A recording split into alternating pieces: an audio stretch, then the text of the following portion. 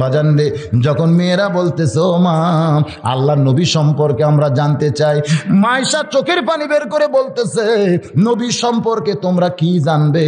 আমি গোটা জীবনে আল্লাহর নবীকে দেখেছি মাত্র 3 বার।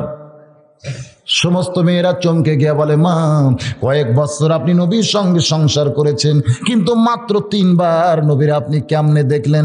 আয়েশা কান্দের বলে মেয়েরা রে, নবীকে বহুদিন স্বামী হিসাবে আমার ঘরের মধ্যে পাইছি, কিন্তু গোটা জীবনে নবীর মাত্র 3 বার আমি নবী হিসাবে দেখছি। জোরে কোন কয়বার? সমস্ত মেয়েরা চমকে যায়। তাহলে স্বামী আর নবী এই দুইটাকে ভিন্ন? অবশ্যই ভিন্ন ভাই। মানুষ নবী আর স্বামী এই দুইটা কিন্তু এক না। আমি কোরআন হাদিস দিয়ে বললি আপনারা বুঝতে পারবেন। যখন নবী ফাতেমার বাড়িতে যাইতেন তখন যাওয়ার আগে আল্লাহরে বলতেন, আল্লাহ এই মুহূর্তে কিন্তু আমি নবী নাই, আমি একটা সন্তান হয়ে আমার মায়ের কাছে যাবার চাই। ধরে করছো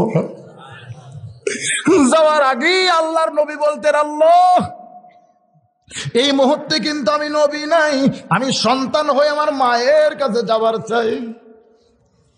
আমার মা 6 বছর বয়সে মরছে, কিন্তু আমিনার চাইতে অনেক দরদে আমার মা ফাতেমা আজকে জীবিত আছে।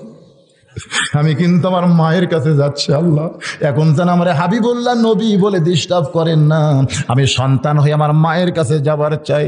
আল্লাহ বলতেছে দোস্ত রে আমার কোনো আপত্তি নাই। এবার নবী আমার সন্তান হইয়া ফাতেমার বাড়ির দরজায় গিয়া ডাক দিছে, মা ও মা ফাতেমা, আমি তোর সন্তান হয়ে দরজায় দাঁড়াইছি, মা একটু তাড়াতাড়ি দরজা খুলে দে, আমি আমার মায়ের মুখটা দেখতে চাই। ফাতেমা দরজায় এসে ফুফায় ফুফায় কাঁদতেছে। আল্লাহর নবী বলে, মা এমন করে তুই কেন কাঁদতেছিস? মা তুই কেন কাঁদতেছিস? ফাতেমা বলে, বাবা আমার দেহের মধ্যে এমন একটা কাপড় আছে যে কাপড় অর্ধেক দেহ ঢাকছে, অর্ধেক এখনো বের হয়ে আছে। আপনি আমার দরজায় দাঁড়িয়ে আছেন, দরজা আমি কেমনি খুলবো বাবা, বরং এখান থেকে আপনি ফিরে যান। আল্লাহর নবী বলে, মা হইয়া সন্তানকে কোনোদিন ফিরায় না, একটু দরজা খুলে দে মা, আমি তোরে দেখতে চাই। ফাতেমা খালি কান্দার বলে, বাবা আপনি কি বুঝতে পারতেছেন না এই কাপড় পরে আমি কেমনি দরজা খুলে দিব? সঙ্গে সঙ্গে নবী আমার এক টানে মাথার পাগড়ি খুলেছে, জানলার কাছে ধরে বলতেছে, মা এই পাগড়িখানা নিয়ে পাগড়ি পরে তুই দরজা খুলে দে মা। আমার আল্লাহ ডাকতে বলে, হাবিব যার জুতার পরশে আল্লাহর আরশ ধন্য হয়ে যায়, সেই পাগড়ি কি দুনিয়ার কোনো মানুষ পরতে পারে? নবী কান্দার বলে, আল্লাহ এখন আপনাকে আমাকে নবী হিসাবে দেখতেছেন? আমি নবী না আল্লাহ, আমি একজন সন্তান হয়ে আমার মায়ের দরজায় দাঁড়িয়ে আছি, আমার মায়ের পরনের জন্য আমার মাথার পাগড়ি খুলে দিয়েছি। ও মা আমার মাথার পাগড়ি পরে তুই আমার জন্য দরজা খুলে দে মা। নবী কিন্তু আর নবী নাই, একটা সন্তান হয়ে যখন পাগড়ি জানলা দিয়ে দেয়, ওই পাগড়ি পরে ফাতেমা যখন দরজা খুলেছে, সঙ্গে সঙ্গে নবী আমার জুব্বাখানা উপর দিকে উঠাইছে। ফাতেমা তাকায় দেখে ক্ষুধার জ্বালায় নবী পেটে পাথর বেঁধেছে। ফাতেমা কান্দের বলে, বাবা আজকে 3 দিন হলে আপনার মায়ের বাড়িতে কোনো পাকশিক নাই, আপনি কেন সেই বাড়িতে ক্ষুধা নিয়ে আইলেন? আপনার মেয়ে উম্মে কুলসুমা কত ধনী, তার স্বামী হলো মক্কা মদিনার সবচাইতে ওসমান গনি, আপনি সেই মেয়ের বাদ দিয়া এই গরিব মেয়ের বাড়িতে কেন আসেন বাবা? নবী কান্দের বলে, কুলসুম আমার মেয়ে, এই জন্য আমি যাই না রে, কিন্তু ফাতেমা হলো আমার মা, এই জন্য আমি আইছি, দে তোর ডান হাতখানা দে। সঙ্গে সঙ্গে মা ফাতেমা যখন ডান হাতখানা দেয়, এমন সময় নবী আমার চুমা দিয়ে বলে, আল্লাহ আমার মায়ের হাতের মধ্যে এমন স্বাদ আগে জানতাম না। জোরে সরে বলেন সুবহানাল্লাহ। বাজানদের সবসময় নবী আমার থাকতেন না। নবী যখন রাস্তা দিয়ে যাইতেন, যাওয়ার সময় দেখে হাসান হোসেন দুইজনই কাঁদতেছে। হোসেন খাড়া হয়ে দাঁড়ায়, হাসান দাঁড়ায় দাঁড়ায় কান্দে, হোসেন গড়ায় গড়ায় কান্দে। এমন নবী কিন্তু নবী নাই, নানা হয়ে 2 ভাইয়ের সঙ্গে খেলা করেছে, যা ইতিহাসের মধ্যে পাওয়া যায়। আল্লাহ ডাকতে বলে, হাবিবুল্লাহ কি হচ্ছে? নবী বলতেছে, আল্লাহ এ সময় আমার নবী হিসাবে দেখবেন না, আপনি দেখেন 2টা নাতি আর একটা নানা। জোরে কান সুবহানাল্লাহ। এখন আমি নানা হিসাবে আমার নাতির সঙ্গে খেলতে চাই, আপনি কি কিছুই বোঝেন না? আল্লাহ জোরে কান সুবহানাল্লাহ। এই জন্য আয়েশা বলে, রে মহিলারা আমার নবীকে গোটা জীবনে আমি মাত্র 3 বার দেখেছি, আর যতবার দেখেছি আমার স্বামী হিসাবে দেখেছি। আমার স্বামীর সঙ্গে আমি রাগারাগি করছি, কিন্তু নবী হিসাবে যেদিন প্রথম দেখলাম সেদিন ছিল গভীর রাত। আল্লাহর নবী আমার বুকের মধ্যে মাথা দিয়ে ঘুমাইতেছে। এক সময় নবীর চেহারার দিকে তাকায়া আমার বড় মায়া হইল। জন্মের আগে যার বাপ দুনিয়া থেকে বিদায় হয়েছে, 6 বছর বয়সে যেই নবীর মা মারা গেছে, আজকে সেই নবী আমার বুকের মধ্যে মাথা দিয়ে ঘুমাইতেছে। হঠাৎ মনের মধ্যে এমন দয়া হয়, ফজরের আজান যখন বেলাল দিবে ওই সময় নবী আমার জুব্বা পরে মসজিদে নামাজ পড়াতে যাবে, কিন্তু যেই জুব্বা নবী আমার পড়বে সেই জুব্বার কয়েক জায়গা ছিঁড়ে গেছে। এই গভীর রাত্রে নবী আমার ঘুম পাড়তেছে, এই সুযোগে নবীর জুব্বাখান আমি সেলাই করতে চাই। আয়েশা কান্দের বলে, রে মেয়েরা রে শোনাও, গভীর রাত্রে নবীর কাছ থেকে উঠে গিয়া আমি নবীর জুব্বাখানা অন্ধকারে হাতে নিলাম। আমি শুধু আগেই জোগাড় করে রাখছিলাম, কিন্তু এখন বিপদ ঘটে গেল। যখন বাতির কাছে গেলাম, আমি বাতি হাতে নিয়ে দেখি বাতি আছে, কিন্তু 1 ফোঁটাও তেল নেই। আয়েশা কান্দার বলে, মেয়েরা রে, আমি তখন আমার আল্লাহকে বললাম, আল্লাহ, আমার নবী যদি চাইতো আপনি গোটা দুনিয়া দিয়া দিতেন, কিন্তু নবী চাইনি বলে বাতির তেল কেউ আপনি দিবেন না। আজকে নবীর জুব্বা আমি সেলাই করতে চাইছিলাম গভীর রাত্রে, কিন্তু তেল যদি না থাকে তাহলে আলো না হলে আর সেলাই করতে পারবো না। এই বলে আয়েশা যখন ফোঁপায় ফোঁপায় কাঁদতেছে, আয়েশা বলে, মেয়েরা রে, ওই দিন আমার নবীর আমি প্রথম দেখেছি। নবী আমার আস্তে করে কাঁধ ঘুরে তার ডান হাতখানা কপালের উপর দিয়ে যখন চোষণ মারছে, ওই আল্লাহর শপথ করে বলতেছি, ওই কপালের ভিতর থেকে এমন একটা আলো প্রকাশ পায়, যে আলো দিয়া গোটা অন্ধকার দূর হইয়া যায়। কাঁপতে কাঁপতে আমার হাতের সুরটা যখন মাটিতে পড়ে যায়, আমি তাকায় দেখি আয়েশা সুইখান আমি দেখতে পাই। সেই দিনই প্রথম দেখেছি আমার নবীকে। এরপর আরো 2 বার আমি আমার নবীরে দেখেছি। মহিলারা কান্দের বলে, মা, আপনার কাছ থেকে নবী দেখার ঘটনাগুলো আমরা শুনতে চাই। এবার চলে আসতেছি খাদিজার কাছে। খাদিজা বলতেছে, রে নেতারা, তোমরা বলো তো আমার চেহারা ভালো না আব্দুল্লাহর এতিম পোলার চেহারা ভালো? সমস্ত নেতারা নবীর দিকে তাকায় আছে, কিন্তু চেহারা ফেরাবার পারতেছে না। খাদিজা বলতেছে, নেতারা, তোমরা কি বোবা হয়ে গেলা? আমার 2 নম্বর প্রশ্নের উত্তর তোমাদের দিতে হবে। তোমরাই বলো আমার চেহারা ভালো না আব্দুল্লাহর এতিম পোলার চেহারা ভালো? সমস্ত নেতারা চমকে উঠে বলতেছে, খাদিজা, সত্য কথা যদি বলতে হয় তাহলে শুধু খাদিজা না, এমন চেহারার মানুষ পৃথিবীতে কোনোদিন আর আসবে না।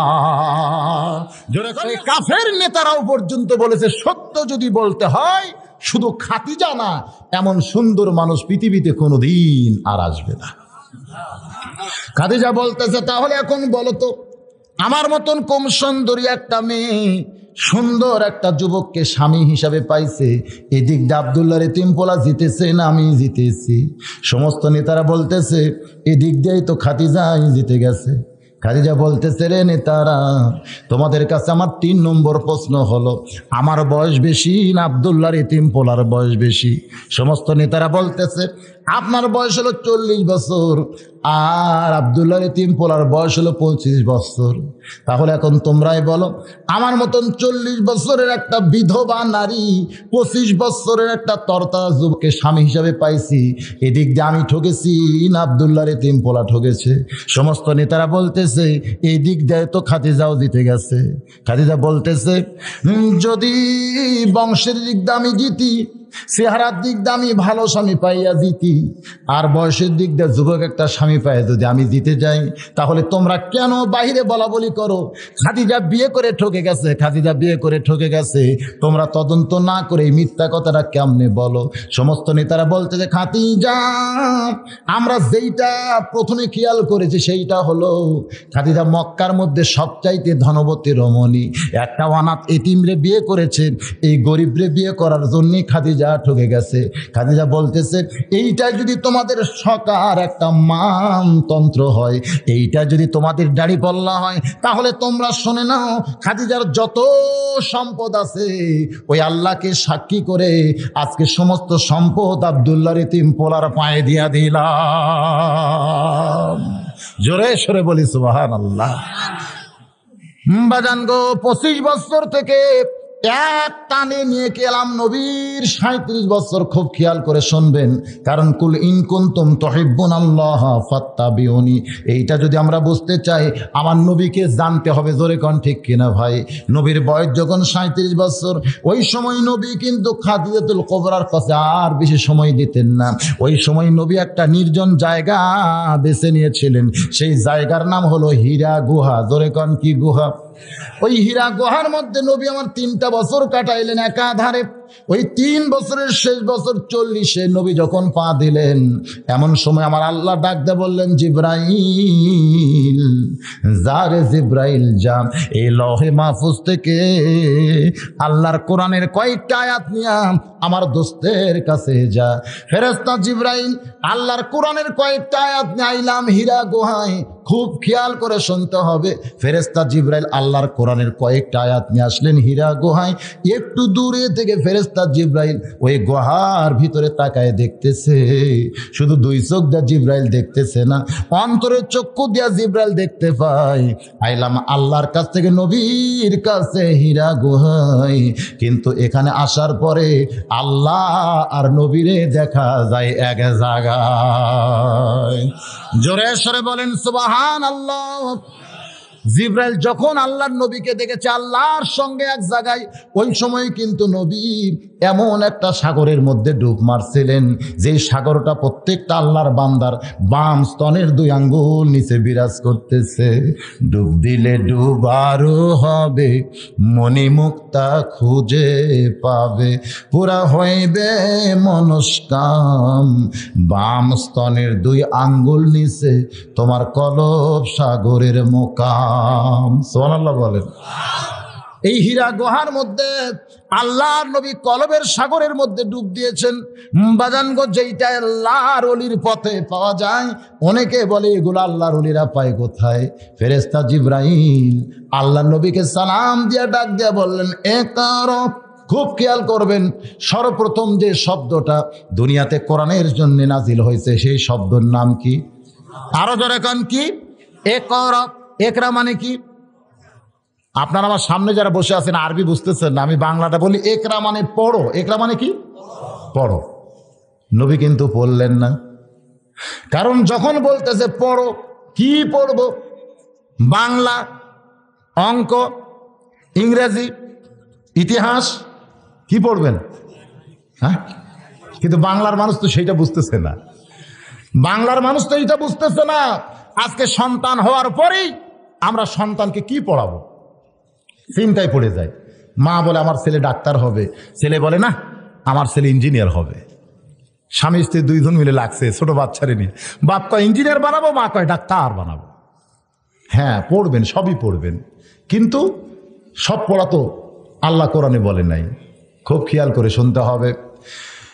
আল্লাহর ফেরেশতা জিব্রাইল যখন বললেন পড়ো, নবী কিন্তু বলেছেন পড়বো না, পড়বো না, পড়বো না। জিব্রাইল বলেছেন বিইসমি রাব্বিকাল্লাযী খালাক। দুনিয়ার সাধারণ কোনো পড়া না, যেই পড়ার মধ্যে আমার আল্লাহ আছে সেই পড়াটাই পড়তে হবে। জোরে কোন ঠিক কি না? এই কোরআনের মাদ্রাসার মাহফিলে এসে এই জিনিসটা আপনাদের খেয়াল করে শুনতে হবে ভাই। আমি কিন্তু বাংলা, ইংরেজি, অঙ্ক এগুলো পড়তে নিষেধ করি নাই, কিন্তু ফরজ হলো আল্লাহর কোরআন শরীফ পড়া, অন্যগুলো হলো নফল পড়া। জোরে কোন কি পড়া?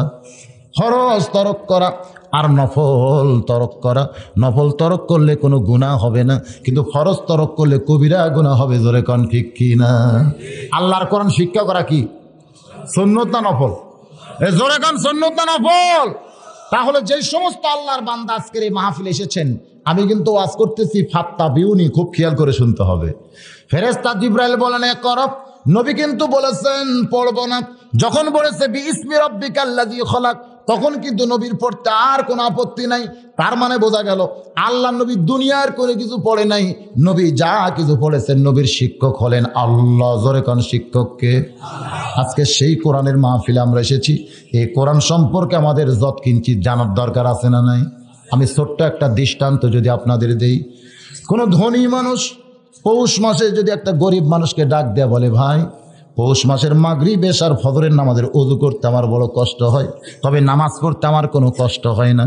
এই 3 ওয়াক্ত নামাজের এক মাস যদি তুমি ওযু করে দাও, মাস গেলে তোমাকে 1000 টাকা বেতন দেব। তুমি কি পারবে আমার 3 ওয়াক্ত নামাজের ওযু করে দিতে? গরিব বলতে শুধু তোমার একলা না, আরো 10টা ধনী যদি এই চুক্তি আমারে দিত, আমার কামাই ভালোই হইতো। আমার কথা কি বুঝতে পারছেন? সেদিন থেকে গরিব 2 বার ওযু করে, আর ধনী লোকটা ওযু ছাড়াই নামাজ পড়ে। একদিন এক লোক দেখতেছে গরিব 2 বার মাগরিবের নামাজ ওযু করতেছে, জিজ্ঞাসা করে, ভাই তুমি 2 বার ওযু করলে কেন? বলে প্রথমটা করছে আমার, আর দ্বিতীয়টা করছে এই ধনী ব্যক্তির। ধনী ব্যক্তি মাস গেলে আমার 1000 টাকা বেতন দিবে, এই বেতনের আশায় আমার ওযু করতেছি, ধনীর ওযু করতেছি, আর ধনী লোকটা ওযু ছাড়াই নামাজ পড়তেছে। আপনারা বলেন তো ধনী লোকটার কি নামাজ হবে? কারণ নামাজ পড়ার জন্য ওযু করা যে এরকম শর্ত,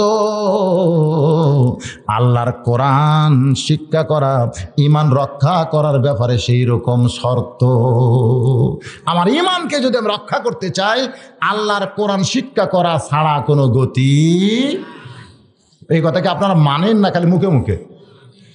বাজানগো, নবী আমার কোরআনের কয়েকটা আয়াত পাইলেন, 40 বছর পরে নবী আমার ফিরে এলেন। হালিম খাদিজাতুল কুবরার কাছে নবী আমার কাঁদতেছিলেন, শুধু কাঁপতেছিলেন, চোখ দিয়ে পানি পড়তেছে। খাদিজা বলে, কাঁপেন কেন? এরকম পানি চোখ দিয়ে বের হলো কেন? নবী কান্দের বলে, খাদিজা বিশাল একটা দায়িত্ব আল্লাহ আমারে দিছে, কোরআন দিয়া। জোরে কন কি দিয়া? কারণ এতদিন নবী কিসের উপরে দাওয়াত দিবেন, কোন দলিলে দাওয়াত দিবেন? নবীর কাছে কোনো দাওয়াতের দলিল ছিল না। আল্লাহর কোরআন নাজিল করে তিনি দাওয়াতের দলিল পাইলেন খাদিজার কাছ থেকে। বাজানগো, নবী আমার দাওয়াতের কাজে বের হইলেন। খুব খেয়াল করে শোনেন, নবী যখন দাওয়াতের কাজে বের হবেন, পিছন দিক থেকে খাদিজাতুল কুবরা বলতেছে, নবী গো আপনি চিন্তা করবেন না, আপনি চিন্তা করবেন না। নবী বলেন, খাদিজারে আমার মাথায় বহু চিন্তা। যেই মক্কার লোকেরা হাজার হাজার আল্লাহকে মানে, সমস্ত আল্লাহকে বাদ দিয়া লা ইলাহা ইল্লাল্লাহ একমাত্র আল্লাহর দাওয়াত দেওয়া, এই দাওয়াত কি মক্কার লোকেরা গ্রহণ করবে? এরকম নানা চিন্তার মধ্যে নবী আমার ভুগতেছে। বাজানগো, খাদিজাতুল কুবরা পিছন দিক থেকে বলে, ইয়া রাসূলুল্লাহ আপনার সঙ্গে আল্লাহ আছে। জোরে কান কে আছে? আপনার কোনো টেনশন নাই। তখনও কিন্তু খাদিজা ঈমান গ্রহণ করেনি, শুধু নবীকে এরকম সাহস যোগাইতেছে। নবী আমার সকালবেলায়, খুব সকালে খেয়াল করেন, ফজরের নামাজ তখনও হয়নি বাজান, নামাজ কিন্তু একটু পরে ফরজ হয়েছে। সকালবেলায় নবী আমার দাওয়াত নিয়ে যখন দরজা খুলেছেন, এমন সময় দেখতে পাই 7 বছর 9 মাস বয়সের একটা ছোট্ট বাচ্চা সামনে দাঁড়াইছে। আল্লাহ নবী চমকে বলে, আলী রে, এই মুহূর্তে তোরে খাবার দিবার পারবো না, তুই 2খানা হাত বাড়াইছিস কেন? আমার পকেটে কোনো খাওয়া নাই। আলী কান্দের বলে, নবীজি আপনার কাছে বুঝি আমি সবসময় খাবার চাই? আপনি বলেন তো, আমি কি কোনোদিন খাবার চাইছি? আমার যখন খিদা লাগে তখন আপনার সামনে দাঁড়াই, আমার মুখের দিকে তাকায় বলেন ওই জায়গায় খাবার আছে, আমি দৌড়ে গিয়ে খাই। যদি আপনি খাবার কথা না বলেন, আমি সারা রাত না খাইয়া ঘুমাই, কোনোদিন তো খাওয়ার জন্য বায়না ধরি নাই। আল্লাহর নবী বলে, আলী তাহলে আজকে কেন 2 হাত বাড়ায় তুই পট আটকে দিলে? ছোট্ট বাচ্চা আলী বলতেছে, নবীজি আপনার ঘরের মধ্যে যখন গল্প করতেছিলেন তখন আমি শুনতে পেয়েছি আপনি কি দাওয়াতের কাজেই বের হচ্ছেন, তাহলে সর্বপ্রথম আমাকে দিয়াই আপনি কাজটা শুরু করে। তারিখ ইবনে হিশামের মধ্যে আছে, আল্লাহর নবী খুশি হয়ে বলেছেন, রে দুনিয়ার মানুষেরা শুনে নাও, সবাইকে দাওয়াত দেওয়ার পরে দিন গ্রহণ করেছে, কিন্তু আমার আলীকে দাওয়াত দেওয়ার আগেই আমার আলী দিন আমার কাছ থেকে চেয়েছে। এই জন্য নবী বলেন, ইমানের দিক দিয়ে আমার আলীকে ড্যাঙ্গানোর মতন কোনো মানুষ পৃথিবীতে নাই। নবী বলেছেন, নামাজের দিক দিয়ে আমার আলীকে ড্যাঙ্গায় যাবে এমন কোনো মানুষ কিয়ামত পর্যন্ত হবে না। আল্লাহ নবী বলেছেন, দাওয়াতের দিক দিয়ে আমার আলীকে ড্যাঙ্গায় যাবে এমন কোনো মানুষ কিয়ামত পর্যন্ত হবে না। আল্লাহ নবী বলেছেন, জিহাদের দিক দিয়ে আমার আলীকে ড্যাঙ্গায় যাবে এমন মানুষ কিয়ামত পর্যন্ত কোনোদিন হবে না। জোরে সরে কন্যা সুবহানাল্লাহ। এখানে হযরত আলী ব্যাপারে কয়টা কথা বললাম? 1 নম্বর কি? ঈমান। জোরে করে 1 নম্বর কি? 2 নম্বর কিন্তু নামাজ। ঈমান গ্রহণ করার পরেই যে জিনিসটা লাগবে সেই জিনিসের নামটা কি? নামাজ পড়তে যে জিনিসগুলো লাগবে সেই জিনিসটা কি? কোরআন ছাড়া কি নামাজ পড়া যাবে? বাজার সব কিন্তু সবের সঙ্গে জড়িত আছে, একটু খেয়াল করে শোনেন। হযরত আলী ঈমানের ব্যাপারে আমরা শুনলাম নবীর হাতে সর্বপ্রথম ঈমান গ্রহণ করেছে, তার নাম কি? কিন্তু নামাজের ব্যাপারে আমাদের কি জানা আছে? নামাজের ব্যাপারে জানেন হযরত আলীর ব্যাপারে? নামাজি তিনি কেমন ছিলেন? আল্লাহর নবী যেদিন প্রথম বললেন আশারে মুবাশশারা, এই দুনিয়াতেই 10 জন জান্নাতের সুসংবাদ পাইছে, সাহাবীরা বললেন হুজুর আপনি যদি বলতেন তাহলে আমরা শুনতাম। নবী বলতেছেন যদি 10 জনের নাম বলি বাদ বাকি তোমরা বুঝে আফসোস করবে, তোমরা শুনে নাও আমি নবী বলতেছি আমার প্রত্যেকটা সাহাবী বিনা হিসাবে জান্নাতি। কিন্তু আমার আল্লাহ এখানে 10টা নাম ঘোষণা করেছে। 1 নম্বর আবু বকর, 2 নম্বর ওমর, 3 নম্বর ওসমান, 4 নম্বর আলী, 5 নম্বর আব্দুর রহমান ইবনে আউফ, 6 নম্বর জুবাইর, 7 নম্বর তালহা, 8 নম্বর সাদ ইবনে আবু ওয়াক্কাস, 9 নম্বর হলো আবু সাঈদ, 10 নম্বর হলো ওবাদা ইবনুল জাররা। এই 10 জনই হলেন আশারে মুবাশশারা। জোরে কোন সুবহানাল্লাহ। এমন সময় হযরত আলী দাঁড়িয়ে বলে ইয়া রাসূলুল্লাহ এই 10 জনের মধ্যে কি আমি আছি? নবী বললেন তুমি কি তোমার নাম শুনতে পাওনি? আলী বলতেছে অন্য কোন আলীও হতে পারে। আল্লাহ নবী বলেন অন্য কোন আলী না, যে হলো আমার চাচাতো ভাই, যে হইল ফাতেমার স্বামী। জোরে কর না সুবহানাল্লাহ। হযরত আলী বলে ইয়া রাসূলুল্লাহ তাহলে 10 জন সার্টিফিকেট পাওয়ার মধ্যে আমি একজন। আল্লাহর নবী বলে অবশ্যই তুমি একজন। আলী বলতেছে নবীজি আজ থেকে যদি আমি সব কিছু বাদ দিয়ে দেই, যদি নামাজ বাদ দেই, রোজা বাদ দেই, জিকির করা বাদ দেই, আমি সব আল্লাহর হুকুম যদি বাদ দিয়ে দেই, তারপরেও কি আমি জান্নাতি? আল্লাহর নবী বলেন আলী রে, আল্লাহ যেইটা ঘোষণা করেছে তুমি সব কিছু বাদ দিলেও আল্লাহ তোমাকে জান্নাত থেকে বাদ দিবে না। জোরে কর সুবহানাল্লাহ। তুমি সব কিছু বাদ দিলেও আল্লাহ তোমাকে জান্নাত থেকে বাদ দিবে না। আলী বলতেছে নবীজি একসঙ্গে কি আর সব বাদ দেওয়া যায়? আজ থেকে আমি আর ফজরের নামাজ পড়বো না, একে একে বাদ দেই। আজ থেকে আমি আর ফজরের নামাজ পড়বো না। হযরত আলী এশার নামাজের পরে নবীর সামনে হাঁটু গেড়ে বসে বলতেছে নবীজি আর ফজরের নামাজে কিন্তু আমি আসবো না। নবী মুস্কি হাসি দিয়ে বললেন ঠিক আছে, না আসলেও তুমি জান্নাতি। জোরে কান সুবহানাল্লাহ। হযরত আলী নবীর কাছে মসজিদে নববীতে ফজরের নামাজ পড়বে না, এই স্বীকারোক্তি দিয়া বাড়ির মধ্যে ঢুকিয়ে ডাক দিছে ও হাসান হোসেনের মা। ফাতেমা বলতেছে স্বামী রে এমন করে কেন ডাকতেছেন? বলে বেলাল যখন আজান দিবে ফজরের খবরদার যেন আমারে ডাক দিও না। ফাতেমা খালি মুস্কি মুস্কি হাসতেছে। সুবহানাল্লাহ। হযরত আলী বলে হাসো কেন? আমি যেইটা বলতেছি তোমাকে তুমি কি বিশ্বাস করতেছো না? আজ থেকে কিন্তু আমি আর ফজরের নামাজ পড়বো না। ফাতেমা বলতেছে ঠিক আছে পড়বেন না, তাতে আবার কি? বলে আমার যেন ভুল করে ডাক দিও না, কারণ হযরত বেলাল যদি আজান দেয় আর তুমি যদি আমারে ডাক দাও আমার ঘুমের ক্ষতি হবে। ফাতেমা খালি মুস্কি মুস্কি হাসতেছে আর মনে মনে ভাবতেছে আজ পর্যন্ত কোনোদিন আপনারে ডাক দেওয়া লাগলো না, আজকে আবার ডাকের প্রশ্ন কেন উঠতেছে? বাজান রে, হযরত আলী বাড়িতে এসে যখন ঘুমিয়ে যায়, মা ফাতেমা উরাতের উপরে হযরত আলীর মাথাখানা নিয়ে চুলের মধ্যে বিলকি কাটতেছে।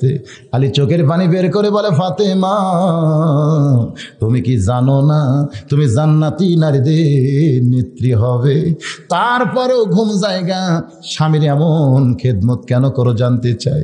ফাতেমা মুস্কি মুস্কি হাসে বলে স্বামী গো, আপনি যদি শুধু হাসান হোসেনের বাপ হইতেন তাহলে আমি কিছুই মনে করতাম না, কিন্তু বাবা যেদিন বলেছে ফাতেমা আমার আলীর সঙ্গে কোনোদিন বেয়াদবি করবি না, ফাতেমা কান্দের বলে বাবা এ কথা কেন বলতেছেন জানতে চাই। নবী বলেন ফাতেমা রে, কার দিয়া বল আল্লাহু আকবার। ও দরদি আল্লাহ, আপনার বান্দা সমূহের মধ্যে সবচাইতে পছন্দনীয় যুবক বান্দা আমার ফাতেমার জন্য কবুল করেছেন কে গো আল্লাহ জানতে চাই। বলে সেইটা হলো আপনার আলী, সেইটা হলো আমার আলী। বাজান রে, নবী আমার কান্দের বলে ফাতেমা যে আলীকে আমার আল্লাহ পছন্দ করেছে তোর জন্য মা, ওই আলীর সঙ্গে যেন তুই কোনোদিন বেয়াদবি করিস না। সেদিন থেকেই ফাতেমা জানে আমার স্বামীর দাম কত। জোরে কোন সুবহানাল্লাহ। বাজান রে, তারিক ইবনে হিশামের মধ্যে আছে, হযরত আলী একদিন গভীর রাত্রে ঘুম থেকে চেতন পাইয়া দেখে মা ফাতেমা হযরত আলীর তালুতে জয়তুনের তেল মালিশ করতেছে, স্বামীর পায়ে জয়তুনের তেল মালিশ করতেছে। হযরত আলী ঘুম থেকে চেতন পায়ে চমকে ওঠে, ফাতেমার হাত একটা নিয়ে একটা চুমা দিয়ে বলে, ফাতেমা, যেই মানুষটা জান্নাতি নারীদের নেত্রী হবে আর সেই মানুষ ফাতেমা ঘুম বাদ দিয়ে স্বামীর পায়ে কেন তেল মাখতেছে? ফাতেমা স্বামীর পা জোড়ে ধরে বলে, স্বামী গো, আমার আল্লাহ ফাতেমাকে জান্নাতের নারীদের নেত্রী বানাইছে, এইটা যে আল্লাহর রহমত আমি জানি, আর তোমার খেদমত করে জান্নাত পাবো এইটা আমি মানি। ধরে কর না সুবহানাল্লাহ। আল্লাহ খাতুনের জান্নাত, জান্নাতের নারীদের নেত্রী বানাইছে, এটা আল্লাহর রহমত, এইটা আমি জানি, আর তোমার খেদমত করে আমি জান্নাত পাবো এইটা আমি মানি। জোরে কোন সুবহানাল্লাহ। আমার মা বোনেরা যারা ওয়াজ শুনতেছেন, মা একটু মনোযোগ দিয়ে এই কথাগুলো শুনবেন। বাজান রে, খাতুনে জান্নাত ফাতেমা আলীর মাথা কোলের মধ্যে নিয়া এক সময় হযরত আলী যখন ঘুমিয়ে গেছে, মা ফাতেমাও বাম পাশে ঘুমিয়ে যায়। হযরত বেলাল যখন ফজরে আজান দিছে, এক লাফে হযরত আলী বিছনায় বসে যায়। ফাতেমা চমকে বলে, স্বামী গো, আপনি না কইছিলেন আজান দিলে ডাক দিও না, আমি ডাক দেওয়ার আগেই কেন বিছরে বসে গেলেন জানতে চাই। হযরত আলী বলে, ফাতেমা, তোমার বুঝি জানা নাই আজান শুনলে ঘুম পাড়া জায়েজ না? যাই ফজরের নামাজই পড়বে না, তার আবার আজান শুনলে ঘুম পাড়া জায়েজ না? মা ফাতেমা মুস্কি মুস্কি হাসতেছে, কারণ মা ফাতেমা হযরত আলীরে চিনে। জোরে কোন চিনি কি চিনে না? যত কথাই বলুক, কারণ চিনে সবচাইতে বেশি যে চিনে সেইটা কিন্তু স্বামীরে চিনে বিবিয়ে। সবচাইতে আপনাকে বেশি কে চিনে? আপনার বউ। জোরে কোন কে চিনে? চিনে না? সবচাইতে বেশি চিনে। আমার জীবনে এটা আমি শর্ট খাইছি তো। আমার বউ আমাকে মাঝে মধ্যে বলে, সাদিয়ার আব্বা যান গোসল করেন, সাদিয়ার আব্বা আসেন ভাত খান। আমার বড় মেয়ের নাম সাদিয়া। আমি একদিন রাগ করে কইছিলাম, কিসের সাদিয়ার আব্বারে? লক্ষ লক্ষ মানুষ আমারে হুজুর কয়, আর তুমি বাড়ির বউ হয়ে হুজুর খবর পারো না? তুমি বলবো হুজুর আসেন ভাত খান, হুজুর যান গোসল করেন। আমার বউ খালি মুচকে মুচকে হাসে। আমি বলি, হাসো কেন? বলে, জনগণ আপনারা চিনি না তাই হুজুর কয়, কিন্তু আমি আপনারা চিনি, হুজুর হওয়া এত সহজ নয়। সেই দিনে বুঝতে পারলাম নিজের বইয়ের কাছে হুজুর হওয়া যে কত বড় কঠিন। নিজের বইয়ের কাছে পীর হওয়া বড় কঠিন, হুজুর হওয়া বড় কঠিন। কারণ দুইজন হুজুর আর পীর মানতে চায় না, একটা হলো বইয়ে আর একটা হলো মায়ে, এর সঙ্গে আর একটা যোগাইছে, সেইটা হলো গায়ে। গায়ের লোকেরা মানে না, বইয়ে মানে না, আর মায়ে মানে না। জোরে কর ঠিক কিনা? আমি যত বড়ই হুজুর হই, আমার মা আমাকে হুজুর করে ডাকবে, মাঝে মাঝে রাগ করে দিয়ে একদিন চড়াবারও চায়। আমি একদিন কইলাম, মা, কত মানুষ আমাকে হুজুর কয়, যতই তুই হুজুর কোক মানুষ, তুই আমার সওয়াল। এরকম বুঝেন না? মায়ের কাছে হুজুর হওয়া যায় না, পীর সাহেব হওয়া যায় না। বাজানগো, যেটা বলতেছিলাম, খাতুনে জান্নাত ফাতেমা মুস্কি মুস্কি হাসতেছে। কিছুক্ষণ পরে হযরত আলী ওযু করছে, ওযু করে যখন জুব্বা গায়ে দেয়া মাথার টুপির উপরে পাগড়ি বাঁধতেছে, এমন সময় ফাতেমার সামনে দাঁড়ায় কাঁদতেছে, স্বামী গো, আপনি বাবার কাছে ওয়াদা করছেন এশার নামাজের পরে আপনি ফজর পড়বেন না, আবার এমন সাইজ হয়ে কোন দিকে যাচ্ছেন জানতে চাই। হযরত আলী বলে, ফাতেমা, এতদিন মসজিদের মধ্যে ঢুকে নামাজ পড়েছি নবীর পিছনে, আজকে মসজিদের বাহির থেকে নামাজের দৃশ্য একটু প্রাণ ভরে দেখতে চাই। যেই নামাজই পড়বে না সে আবার নামাজের দৃশ্য কেন প্রাণ ভরে দেখবে? বাজান রে, হযরত আলী মসজিদের বারান্দায় 2 রাকাত সুন্নত নামাজ শেষ করলে এক সাহাবী কোনার কথা দিয়ে বলতেছে, আলী ভাই, আপনি তো ফজরের নামাজ পড়বেন না, তাহলে কি পড়লেন জানতে চাই। আলী বলতেছে, আমি না হয় ফজর পড়বো না, তাই বলে কি সুন্নত পড়তে পারবো না? কিছুক্ষণ পরে হযরত বেলাল যখন কামাতিস সালাহ কামত দেয়, হযরত আলী আবু বকর আর ওমরের মাঝখানে ঠেলা দিয়ে মাঝখানে দাঁড়ায় আল্লাহু আকবার নিয়ত বানছে। ফজরের নামাজের সালাম ফিরে আল্লাহ নবী যখন সাহাবীর দিকে মুখ ঘুরাইছে, আলীরে দেখার পরে নবী আমার মুচকি মুচকি হাসতেছে। নবী বললেন, আলী, তুমি না কইছো ফজরের নামাজ পড়বো না, আবার সামনে কাতারে তোমারে কেন দেখতে পাই? হযরত আলী দাঁড়িয়ে ছোট বাচ্চার মতন শুধু কান্দে, শুধুই কান্দে। আল্লাহর নবী বলেন, আলী রে, এমন করে কেন কাঁদতেছো বাবা জানতে চাই। হযরত আলী কান্দের বলে, নবীজি, বহু চেষ্টা করেছি আমি নামাজ পড়বো না, বহু চেষ্টা করেছি আমি নামাজ পড়বো না, কিন্তু আমি নামাজ ছাড়তে চাইলে কি হবে? নামাজি আলীরে ছাড়ে না। এই জন্য আল্লাহ নবী বলেছেন, নামাজের দিক দিয়ে আমার আলীকে ডেঙ্গায় যাবে এমন কোন নামাজি পৃথিবীতে হবে না। বাজান গো, আর একটা আলীর গুণ ছিল দাওয়াতের গুণ। জোরে কোন কিসের গুণ? আল্লাহ নবী এও বলেছেন যে আবু জেহেলকে আমি 400 বার দাওয়াত দিয়েছি। আল্লাহ নবী আবু জেহেলকে কতবার দাওয়াত দিয়েছে? কিন্তু আমার আলী যদি 4 বার আবু জেহেলের কাছে যাইতো, আবু জেহেল ঈমান গ্রহণ করত। সাহাবেরা বলেন, হুজুর তাহলে আপনি না যায় আলীরে পাঠাইলেই তো আপনি পারতেন। নবী বলতেন, সাহাবীরা রে, আমার আলীর কাছে দাওয়াতের ইলম যেমন আছে, কিন্তু আলীর কাছে আবার। আসসালামু আলাইকুম ওয়া রাহমাতুল্লাহি ওয়া বারাকাতুহু। আলহামদুলিল্লাহ আলহামদুলিল্লাহি নাহমাদুহু ওয়া নাস্তাঈনুহু ওয়া নাস্তাগফিরুহু ওয়া নু'মিনু বিহি ওয়া নাতাওয়াক্কালু আলাইহি ওয়া নাউযু বিল্লাহি মিন শুরুরি আনফুসিনা ওয়া মিন সাইয়্যাতি আমালিনা মান ইয়াহদিয়াল্লাহু ফালা মুদিল্লা লাহু ومن يضلله فلا هادي له। সকলে জবান খুলে বলেন, আশহাদু আল্লা ইলাহা ইল্লাল্লাহু ওয়াহদাহু লা শারীকা লাহু ওয়া আশহাদু আন্না মুহাম্মাদান আবদুহু ওয়া রাসূলুহু আল্লাযী আরসালা রাসূলাহু বিল হাক্কি বাশীরাও ওয়া নাযীরা ওয়া দাঈয়ান ইলাল্লাহ বিইজনিহি ওয়া সিরাজাম মুনীরা।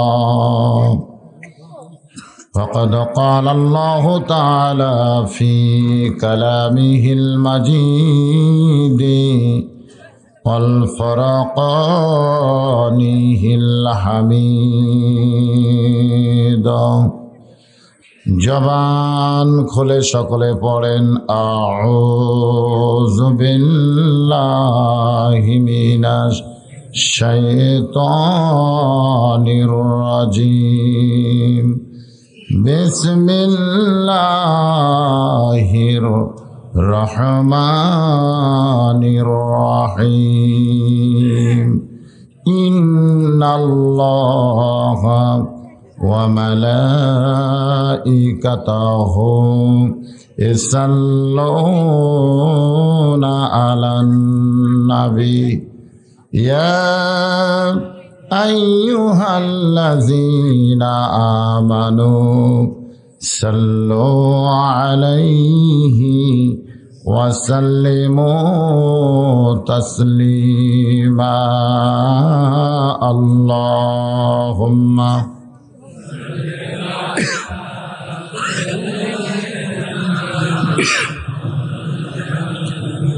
وعلى آل سيدنا شفيعنا পাহাড়ের ধনে লাগিয়া মুসা নবীর সম্মান বেড়ে যায়। নূর নবীজির জুতার ধুলায় আল্লাহর আরশ ধন্য হয়। আল্লাহুম্মা সাল্লি আলা মাওলানা মুহাম্মদ ওয়া আলা আলি সাইয়্যিদিনা শফিআনা ওহদের ময়দানে রাসূল ভেঙেছ দন্দন তথাপি রেখেছ এই জমিনে ইসলাম। ওহদের ময়দানে রাসূল ভেঙেছ দন্দন তথাপি রেখেছ এ জমিনে ইসলাম। ভুলে গেছি মোরা সে রাসূলের বিধান, ভুলে গেছি মোরা আল্লাহরই কোরআন, নামেতে শুধুই মুসলমান। আল্লাহুম্মা সাল্লি আলা মাওলানা মুহাম্মদ ওয়ালা আলি সাইয়্যিদিনা শফিআনা মশরিকে হুব্বে মুহাম্মদ।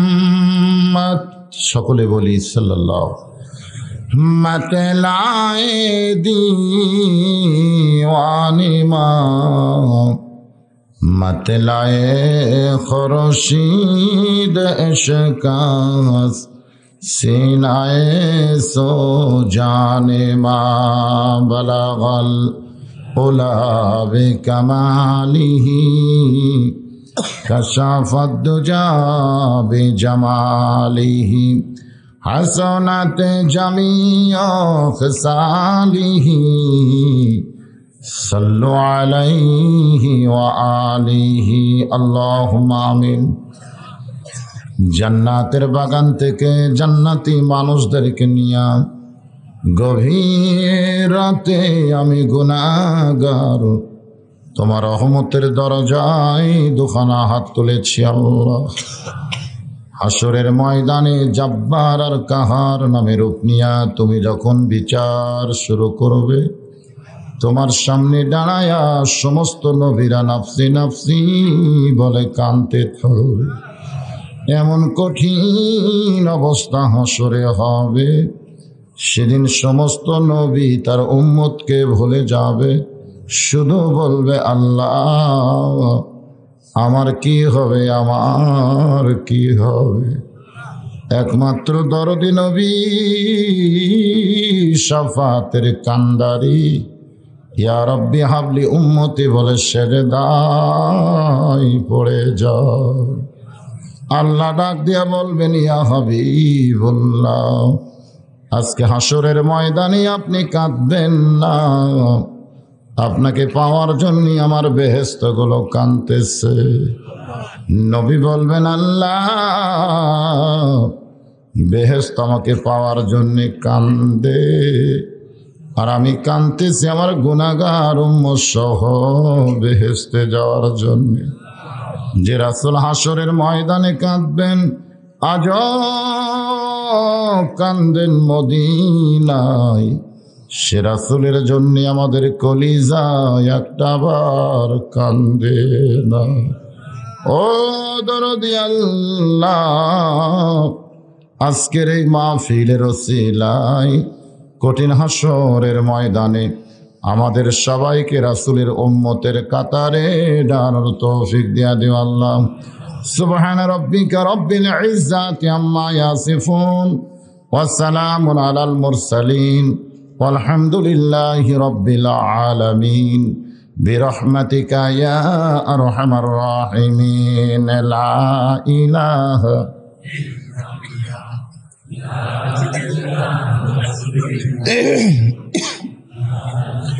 জোরে জোরে লা ইলাহা ইল্লাল্লাহ, লা ইলাহা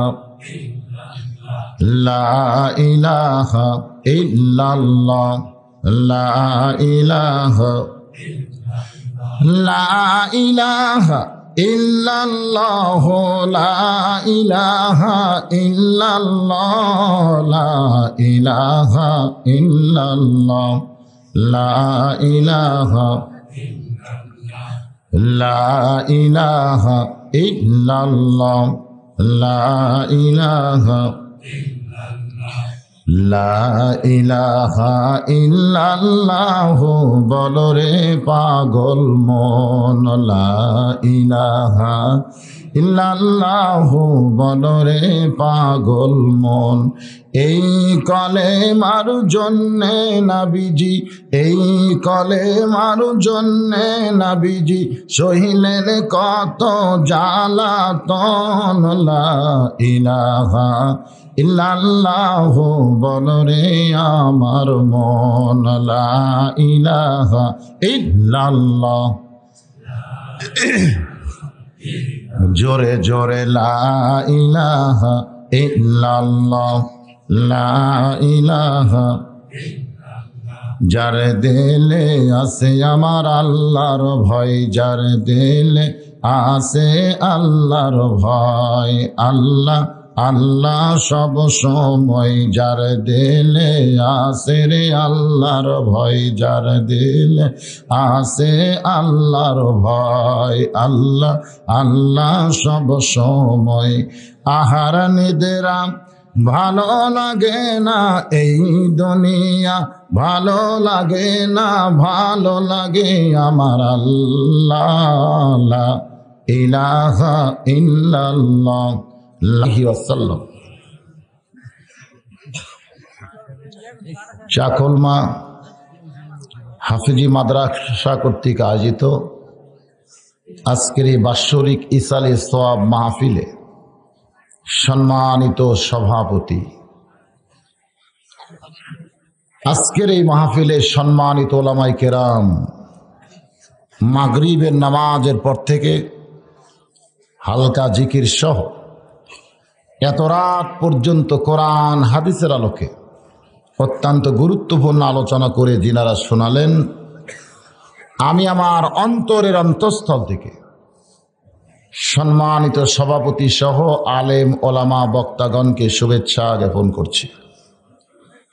আজকের এই মাহফিলে আমার সামনে বসা অত্র এলাকা থেকে আল্লাহ জিনাদেরকে পছন্দ করে এই রহমানি জলসায় বেহেশতের টুকরার ভিতরে কবুল করেছেন। সুবহানাল্লাহ বললেন না? আমি বললাম বেহেশতের টুকরার ভিতরে জিনাদেরকে কবুল করেছেন। আপনারা এখানে এসেছেন না আল্লাহ নিয়ে এসেছেন? জি, আল্লাহ পাক আপনাদের প্রতি দয়া করে রহম করে আজকের এই জান্নাতের টুকরার ভিতরে কবুল করেছেন। সে আল্লাহ আমাদের উপরে এ মুহূর্তে খুশি না বেজার? মা সাবাকা মিন হাসানাতিন ফামিনাল্লাহ। বান্দার দ্বারা যখন কোনো ভালো কাজ হয়, এ কাজ বান্দা করে না, বরং আল্লাহ করায়। তো যে আল্লাহ পাক আপনাদের মতো মানুষকে আজকের এই জান্নাতের টুকরার ভিতরে কবুল করলেন, এই মুহূর্তে বিশ্বাস করতে হবে এখানে আল্লাহ আপনাদের নিয়ে এসেছে। বান্দার দ্বারা যখন কোনো ভালো কাজ হয়, এ কাজকে করায়। বান্দার দ্বারা যখন কোনো খারাপ কাজ হয়, এ কাজকে করায়। আরো জোরে।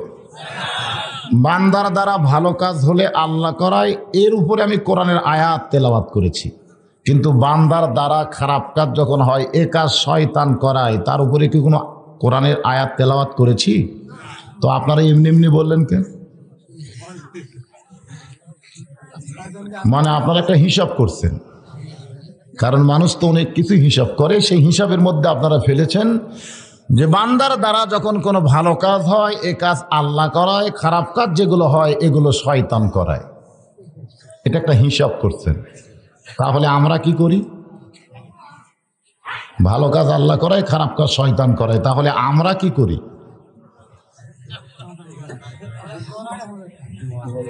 হ্যাঁ, এটা একটা প্রশ্ন। বাংলাদেশে কিছু ভণ্ড আছে, যেরকম আছে না নাই? আপনাদের এলাকাত মনে হয় নাই। মাটির পুতুল বানায়া তুমি করিলা বেহোশ, তুমি যেমনি নাচাও তেমনি নাচে পুতুলের দাও দোষ রে আল্লাহ, পুতুলের দাও দোষ। তুমি সর্প হইয়া দংশন করো, আবার ওজা হইয়া ঝাড়ো।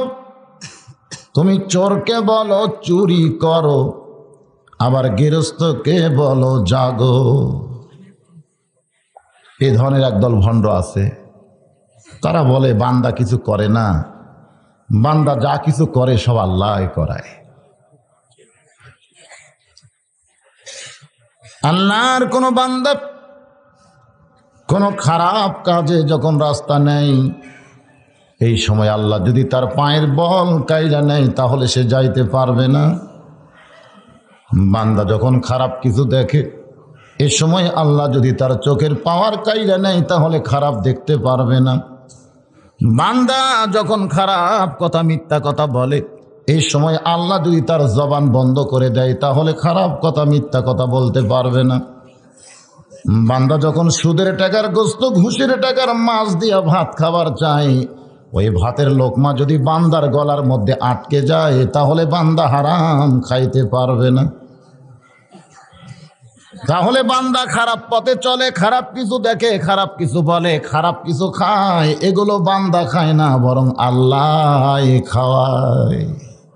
এগুলো আল্লাহ করায়, আল্লাহ দেখায়। এরকম কথা একদল ভণ্ড বলে। জোরে কন কে বলে? আমাদের বাংলাদেশে এরকম ভণ্ড আছে না নাই? আপনারা কি ভণ্ডর দলে না আল্লাহর দলে? তাহলে আল্লাহর দলে যদি আমরা হই, আল্লাহর কোরআন নবীর হাদিসের দলিল যদি না থাকে, সে কথা কোনোদিন বলা যাবে। আমি আল্লাহর কোরআন দিয়ে বলেছি, মা সাহাবাকা মিন হাসানাতিন ফামিনাল্লাহ।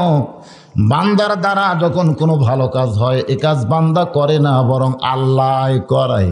কিন্তু বান্দার দ্বারা খারাপ কাজ যেগুলো হয়, এগুলো কে করায়? আমি যখন জানতে চাইছি, আপনারা না দলিলে না জেনে বলেছেন শয়তান করায়। তার মানে বোঝা গেল দোষ আমাদের নাই, খারাপ করালে দোষ হবে শয়তানের। দোষ কার? আসলে দোষ কি শয়তানের? রমজান মাসে আমার আল্লাহ শয়তানকে বন্দী করে। বুখারী শরীফের হাদিসের মধ্যে আছে, কিতাবুস সিয়াম, রমজান মাসে আমার আল্লাহ শয়তানকে বন্দী করে। এরপরও নন্দীগ্রাম হোটেলের দরজাত কালো পর্দা দেয়া ভিতরে যারা খায়, আপনারা বলেন তো এরা কে? কথা কন না কেন? শয়তান তো রমজান মাসে বন্দী থাকে, কিন্তু রমজান মাসে হোটেলের দরজাত কালো পর্দা দিয়া ভিতরে যারা খায়, এরা কে? তাহলে মানুষ শয়তানকে আল্লাহ বন্দী করবার পারে না। আল্লাহর পাওয়ার খালি জিন শয়তানকে বন্দী করা। হাদিস শরীফে কি আছে? আল্লাহ রমজান মাসে শয়তানকে বন্দী করে। হাদিস আছে না নাই? তাহলে আল্লাহ খালি জিন শয়তানকে বন্ধ করে, কিন্তু মানুষ শয়তানকে আল্লাহ বন্ধ করবার পারে না। মানুষ শয়তানের পাওয়ার কি আল্লাহর চেয়ে বেশি?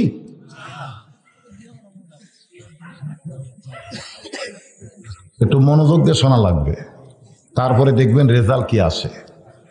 এই মাস কি হলো? কি মাস? জোরে কন। আপনারা একজন কইছেন, তিনজন মুখ বন্ধ করে আছেন, তার মানে বোঝা গেল সবাই জানেন না। এই মাসটার নাম কি মাস? এটা ভালো জায়গা, সুবহানাল্লাহ। আমি গত কয়েকদিন আগে ঢাকার সাভারের আকরান বাজারে ওয়াজ করতেছিলাম। তো আমি বললাম, ভাই এটা কি মাস? সকলে এক বাক্যে বলেছে ফেব্রুয়ারি মাস। রবিউল আউয়াল মাস কেউ বলে নাই, সকলে বলেছে ফেব্রুয়ারি মাস। কিন্তু আল্লাহ আজকের এই মাহফিলে এমন কিছু বান্দাকে উপস্থিত করেছেন যারা বাংলা ফাল্গুনও বলে নাই, ইংরেজি ফেব্রুয়ারি বলে নাই, তারা সরাসরি আরবি মাসটা বলেছে। সুবহানাল্লাহ কোন? তাহলে জায়গা ভালো না? ভালো জায়গা থেকে ভালো কথাই শোনা যাবে। তাই বলে ইংরেজি মাস যে আমরা ভুলে যাব তা কিন্তু না। বর্তমান যেই সরকার ক্ষমতায় আছে, মানুষ না জানলেও 3টা মাসকে মানুষের সামনে, 4টা মাসকে মানুষের সামনে ফুটে তোলে। একটা হলো আগস্ট মাস। ধরে কোন কি মাস? শুরু থেকে শেষ পর্যন্ত শোক দিবস। কি দিবস? আর একটা মাস হলো ডিসেম্বর মাস, বিজয় দিবস। আর একটা হলো মার্চ মাস, স্বাধীনতা দিবস। আর একটা হলো আমার ভাইয়ের রক্তে রাঙানো 21শে ফেব্রুয়ারি, আমি কি ভুলিতে পারি।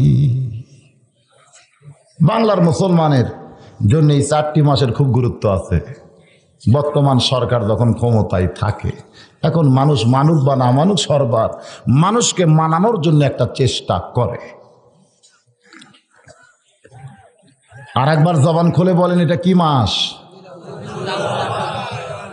এই মাসে কে আইছে দুনিয়ায়? দুনিয়া থেকে কে বিদায় নিয়েছে? জঙ্গলের পশুরা বলে আজ হয় মোদের খুশির দিন, বিশ্বজাহানে আসিয়াছেন রাহমাতুল লিল আলামিন। আমার আল্লাহ তাআলা দুনিয়ার অন্ধকারকে দূর করার জন্য এই পবিত্র রবিউল আউয়াল মাসে আল্লাহর নবীকে সিরাজাম মুনীরা, অন্ধকারে আলো হিসাবে প্রেরণ করেছে। জোরে কান সুবহানাল্লাহ। সেই রবিউল আউয়াল মাসে আমি আপনাদের কাছে জানতে চাচ্ছি, ভালোটা তো আল্লাহ করায়। জোরে কান, ভালোটা কে করায়? তাহলে খারাপগুলো কে করায়? এখন আপনারা দ্বন্দ্বে পড়ে গেছে যে শয়তান বলবো না মানুষ বলবো। আসলে কোনোটাই বলবো না, আমার আল্লাহ যেইটা বলবে আমাদেরকে সেইটা বলা লাগবে। ওয়ামানা আসাবাকা মিন সাইয়্যাতিন ফামিন নাফসিকা, আমার আল্লাহ বলেন বান্দার দ্বারা যখন কোনো খারাপ কাজ হয়, এই কাজ আল্লাহ করায় না, শয়তানও করায় না, এই কাজ বান্দা নফসের তাড়নায় করে। কিসের তাড়নায়? আরো জোরে কন, নফস। আজকে মাগরিবের নামাজের পর থেকে ইশার নামাজ পর্যন্ত যে হালকা জিকির হলো, এর ভিতরে নফসের কথা ছিল? আরাফা নফসাহু ফাকাদ আরাফা রাব্বাহু। এটা কিন্তু কোরআনও না, হাদিসও না। কোরআনের মধ্যেও নাই, হাদিসের মধ্যেও নাই। এই কথাটা আল্লাহওয়ালারা বলেছেন। সমস্ত আল্লাহওয়ালারা এই কথার উপরে একমত। সুবহানাল্লাহ। যদি তোমারে তুমি চিনতে পারো, তাহলে তোমার আল্লাহকেও তুমি চিনতে পারবে। যদি তোমারে তুমি না চিনতে পারো, তোমার আল্লাহরেও কোনোদিন চিনতে পারবে না। আমার আল্লাহকে চিনতে গেলে আগে আমাকেই চিনা লাগবে। জোরে কোন কথা ঠিক কিনা? তাহলে আমারে আমি চিনছি কোনোদিন? আজকের মাহফিলে যারা বসে আছেন, আপনাকে আপনি প্রশ্ন করেন, আপনি কি আপনারা চিনেন? যা করো তাই করো রে মন,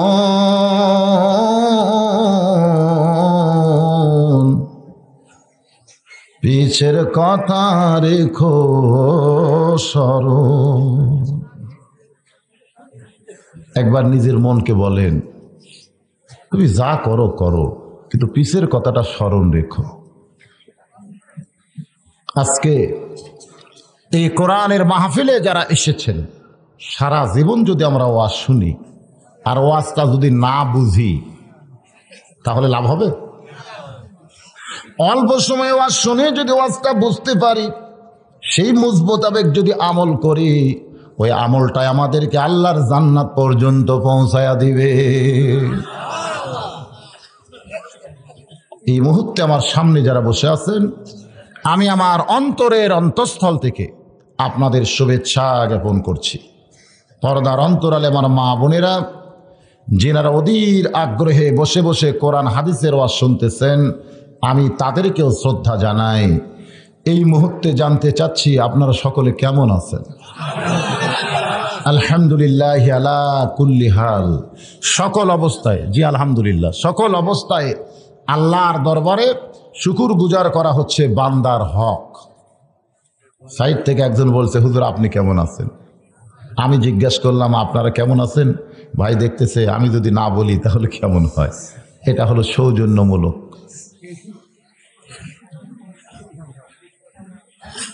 আপনারা সকলে কেমন আছেন?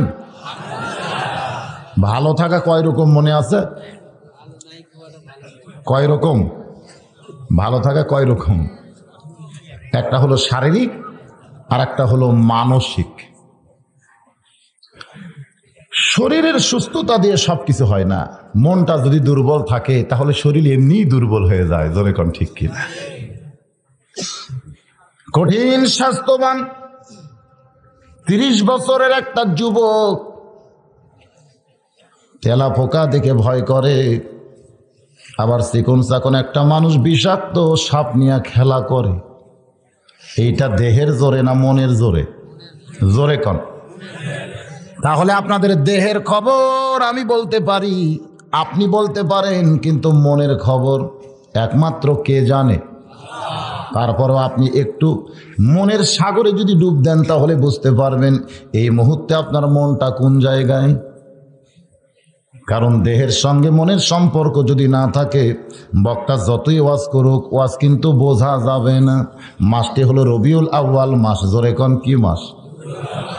আমার আল্লাহর নবী এই মাসে দুনিয়াতে আসলেন, আবার 63 বছর পরে এই মাসেই দুনিয়া থেকে বিদায় হয়ে গেলেন। কিন্তু আল্লাহর নবী বিদায় হয়ে চলে গেলেন বলে সব কিছু নিয়ে যায় নাই। উম্মতে মুহাম্মাদের জন্য 2টা জিনিস রাইখা গেলেন। একটি হলো আল্লাহর কোরআন, আর একটা হলো নবীর সুন্নাহ। একটার নাম কি? আর একটি হলো আল্লাহর নবীর সুন্নাহ। যদি নবীর হাদিস আর কোরআনকে আমরা একটা পাল্লাই তুলে দেই, অনেকে মনে করবে এটা চলবে না, কারণ হাদিস আর কোরআন তো কোনোদিন এক সমান হওয়ার পারে না। একবার সাহাবীরা উম্মুল মুমিন আয়েশা রাদিয়াল্লাহু তাআলার কাছে বললেন, মা, নবী সম্পর্কে আপনার কাছ থেকে একটু জানতে চাই। নবী সম্পর্কে যদি আপনি বলেন আমরা শুনতে চাই। মা আয়েশা হিজাবের অন্তরাল থেকে চোখের পানি বের করে কাঁদে আর বলে, সাহাবীরা রে, তোমরা কি আল্লাহর কোরআন পড়ো না? প্রত্যেকটা সাহাবীরা বলে, অবশ্যই আল্লাহর কোরআন পড়ি। মা আয়েশা বললেন, আল্লাহর কোরআন শরীফ যদি তোমরা পড়ে থাকো তাহলে নবী সম্পর্কে আমার কাছে জানতে আইলে কেন? আল্লাহর কোরআনও যেমন, নবীও ছিলেন তেমন। এখন বুঝতে হবে, কোরআনের বাস্তব রূপ হলেন আল্লাহর নবী। কোরআন শরীফ হলেন আমার আল্লাহর কথা, আর সেই কথাগুলো আল্লাহর নবী তার জীবনে বাস্তব আমল করে দুনিয়ার তামাম মানুষের কাছে দেখায় দিয়েছেন।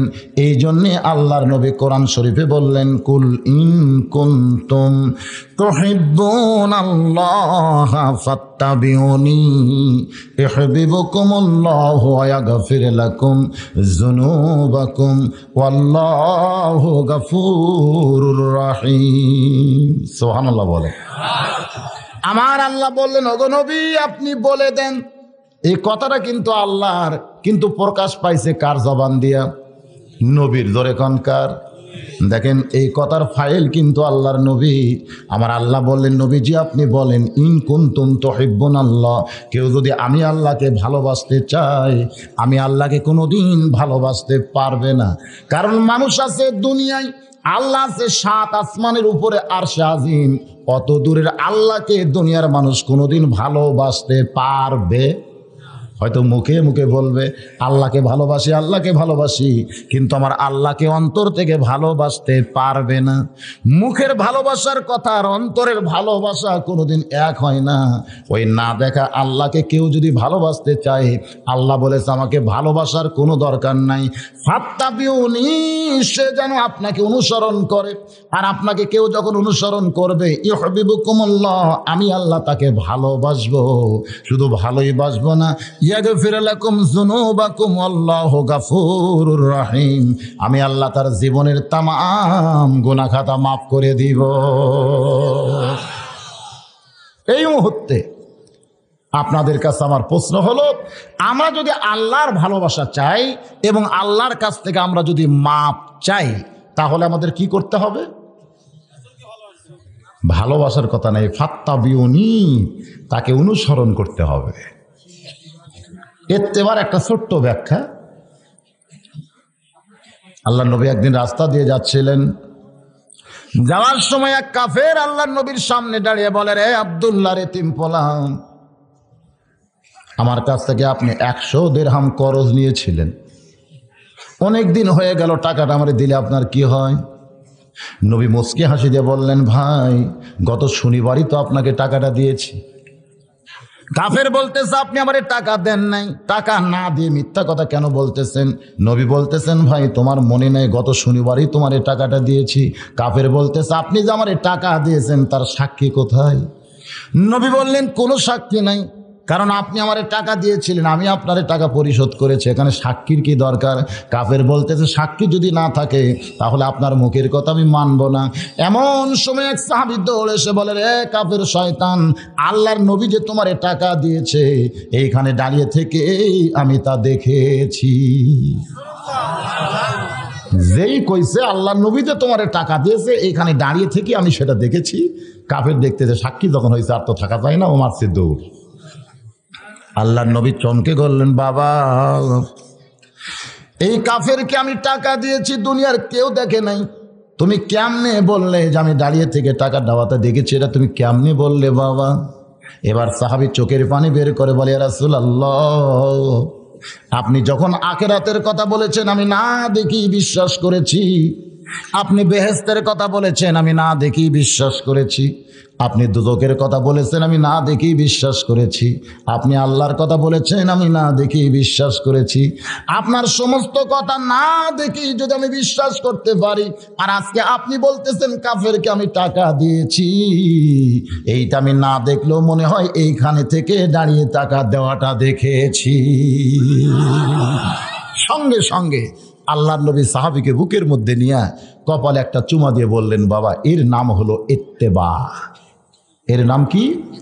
এর নাম হলো ইত্তেবা, এর নাম হলো রাসূলকে মানা। আজকে আমাদের বাংলাদেশে রাসূলকে মানার মানুষের খুবই অভাব। এই রবিউল আউয়াল মাসে আমার রাসূলকে মানার উপর আমি ওয়াজ করতে চাই, কিন্তু মানার উপরে ওয়াজ করতে গেলে রাসূলকে আগে জানা লাগবে। জোরে কান ঠিক কিনা ভাই? না জানলে কেউ কোনোদিন কাউরে মানতে পারে না। কারণ বাংলার মানুষ ডিসিকে যেমন জানে আমার আল্লাহরে তেমন জানে না। আপনাদের চাকলমার কিছু কিছু লোককে যদি বগুড়া ডিসি সাহেব দাওয়াত দিত যে আজকে দুপুরবেলায় আমার অফিসে তোমাদেরকে সাদর সম্ভাষণ জানানো হবে, চাকলমা গ্রামের অমুক অমুক লোক তোমরা আসবে, আপনারা বলেন তো ওনারা ডিসি অফিসে যাওয়ার সময় পুরানো কাপড় গায়ে দিবে না নতুন কাপড় গায়ে দিবে? শুধু নতুন কাপড়ই গায়ে দিবে না, ওই কাপড়টা তেমন তেমন থাকবে না, ভালো কাপড় পরে আতর সুরমা লাগায়া রাস্তা দিয়ে যখন যাবে কেউ যদি জিজ্ঞাসা করে ভাই এত সুন্দর হয়ে কোথায় যান, বলে তোরা তো জানিস না ডিসি আমারে দাওয়াত দিচ্ছে, আমার একটা দাম আছে। দুনিয়ার একটা ডিসি দাওয়াত দিছে, ডিসিরে জানে বলে তার অফিসে যাওয়ার সময় তার মশান বাড়তেছে। ডিসিকে যেমন জানে আমার আল্লাহকে যদি তেমন জানতো, মুয়াজ্জিন যখন হাইয়া আলাস সালাহ হাইয়া আলাল ফালাহ বলতো তখন ডিসি হবে যেমন ভাবে যাই তার চাইতে কোটি কোটি কোটি ভালো হইয়া আল্লাহর ঘরে হাজিরা দিত। কারণ ডিসিরে জানে আমার আল্লাহরে জানে না। জোরে কোন ঠিক কিনা? যার কারণে বাংলার মানুষ ডিসিরে মানে কিন্তু আল্লাহরে মানে না। আমার নবীকে ইত্তেবা করতে গেলে আমার নবীকে জানার দরকার আছে না নাই? জোরে কোন আছে না নাই? আল্লাহর নবীকে জানতে গেলে আমরা নবীর গোটা জীবনী আমাদের সামনে উপস্থাপন করতে হবে। আমি এক রাতে গোটা নবীর জীবনীকে উপস্থাপন করতে পারবো না। নবী যখন দুনিয়াতে আসলেন, সবেমাত্র দুনিয়াতে আসলেন, এই সময় প্রচার হয়ে গেল মক্কার সম্ভ্রান্ত বংশে কিছু সন্তান জন্মগ্রহণ করেছে। বনি সাদ গোত্র থেকে কিছু মহিলা মক্কার ধনী ধনী ঘরের সন্তানগুলোকে নিয়ে যখন উঠের পিঠে চড়ে বাড়ির দিকে যায়, রাস্তার মাঝখানে দেখতে পায় হালিমাতুস সাদিয়া একটা দুর্বল গাধা নিয়ে মক্কার দিকে আসতেছে। মেয়েরা বলতেছে, হালিমা রে এই সময় মক্কায় আর তুমি যাইও না, কারণ মক্কার ধনী ঘরের যত সন্তান ছিল সমস্ত সন্তানকে আমরা কোলের মধ্যে নিয়েছি। পিছন দিকে তাকায় দেখো গাধা ভরা কত হাদিয়া আমরা পাইছি। রে হালিমা তুমি আর মক্কায় যাইও না, কারণ মক্কায় এই সময় যাইয়া তোমার কোনো লাভ হবে না। মক্কায় শুধুমাত্র একটা সন্তান বাকি আছে, জন্মের আগে যার বাপ মরে গেছে।